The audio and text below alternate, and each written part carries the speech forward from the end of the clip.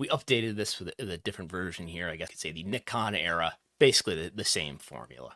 So I figured we would update this again, as we've got now today a very different controlling ownership. Right at the top, we've got Endeavor, and a thing that probably a lot of people here listening to this have never heard of, something called Silver Lake, which is the company that controls Endeavor. We're going to talk about Endeavor's ownership increasing. They've already had 51% here for over a year, but they're going to have even a little bit more than 51% because of the transaction that's happening.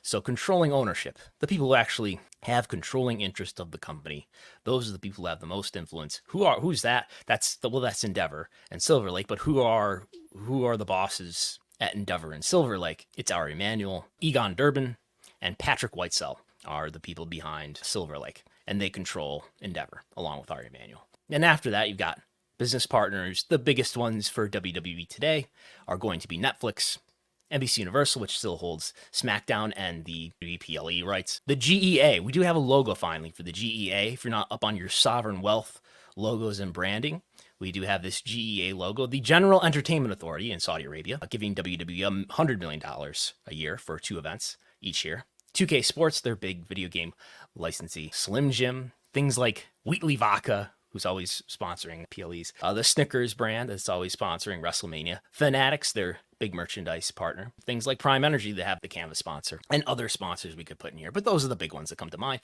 Followed by executives who, sure, they have important roles, but they don't have the power that business partners do to remove or to pause business deals. Followed by the mainstream media. Followed by talent. Followed by the wrestling media.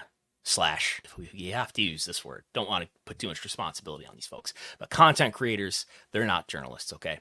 And fans. Sort of the x-axis here is volume in terms of fans, of course, are the biggest volume of people, followed by talent. Maybe there's, I don't know how you measure mainstream media, how many people there are in the mainstream media, but there's a lot of talent. There's a lot of mainstream media. There are fewer executives. There are few business partners, and there are very few controlling owners. So smaller groups of people, for the most part, roughly speaking, the greater the influence, the fewer the people.